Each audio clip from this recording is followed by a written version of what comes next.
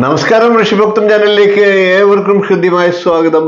ഏതാനും ദിവസങ്ങളായിട്ട് നാം പുതുവർഷത്തിലെ ഓരോ രാശിക്കൂറുകാരുടെയും തൊഴിൽപരമായിട്ടുള്ള ഫലങ്ങൾ പരിശോധിച്ചു വരികയായിരുന്നു. അതിനു മുമ്പ് നക്ഷത്ര ഫലങ്ങളെ ഓരോ കൂറനുസരിച്ചും ഓരോ നക്ഷത്രക്കാരുടെയും ഒക്കെ പ്രത്യേകം വിശദമായിട്ട് പറഞ്ഞു കഴിഞ്ഞു. ആ വീഡിയോകളൊക്കെ കണ്ടിട്ടില്ലാത്തവർ കാണുക. ഓരോ രാശിക്കൂറുകാരുടെയും തൊഴിൽപരമായിട്ടുള്ള പുതുവർഷത്തിലെ ഫലങ്ങളെ പരിശോധിച്ചു വരികയായിരുന്നു. അതിന്റെ തുടർച്ചയായിട്ട് നമുക്ക് ഇന്ന് തുലാക്കൂറുകാരുടെ തൊഴിൽപരമായിട്ടുള്ള 2024 അവസ്ഥയൊന്ന് പരിശോധിക്കാം. തുലാക്കൂറിൽ വരുന്നത് ചിത്തിരയുടെ രണ്ടാം പാതി, ചോതി, വിശാഖത്തിന്റെ മുക്കാൽ ഭാഗം എന്നീ നക്ഷത്രങ്ങളാണ്. ചെറിയൊരു വീഡിയോ ആണ്. വീഡിയോ അവസാനം വരെ ഒന്ന് കാണുക. ചാനൽ സബ്സ്ക്രൈബ് ചെയ്യാത്തവരാണെങ്കിൽ ഒന്ന് സബ്സ്ക്രൈബ് ചെയ്യുക എന്നുകൂടി അഭ്യർത്ഥിക്കുകയാണ്. നോട്ടിഫിക്കേഷൻ ഒന്ന് ഓൺ ചെയ്ത് വെക്കുക. നമുക്ക് ഇന്നത്തെ വീഡിയോയിലേക്ക് കിടക്കാം.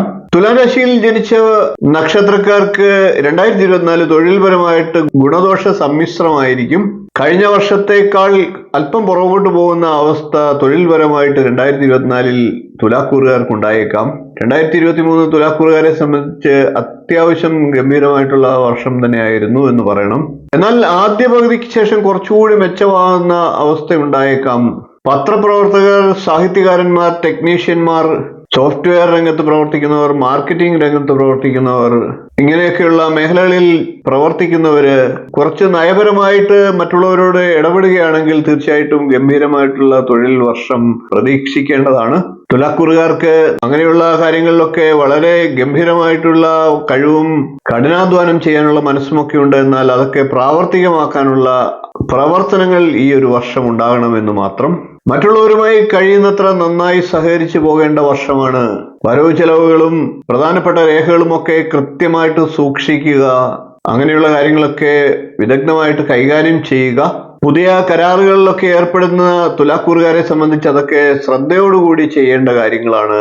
അതായത് തുലാക്കൂറുകാരെ സംബന്ധിച്ച് അവർ നേരിടുന്ന ഏറ്റവും പ്രധാനപ്പെട്ട പ്രശ്നം തൊഴിൽപരമായിട്ട് തെറ്റുകൾ സംഭവിക്കാൻ കാത്തിരിക്കുന്ന ശത്രുക്കളുടെ സാന്നിധ്യമായിരിക്കും. അതുകൊണ്ട് തന്നെ എല്ലാ കാര്യങ്ങളും ശ്രദ്ധയോടുകൂടി കൈകാര്യം ചെയ്യുകയും എല്ലാ രേഖകളും കാത്തുസൂക്ഷിക്കുകയും ചെയ്യുക.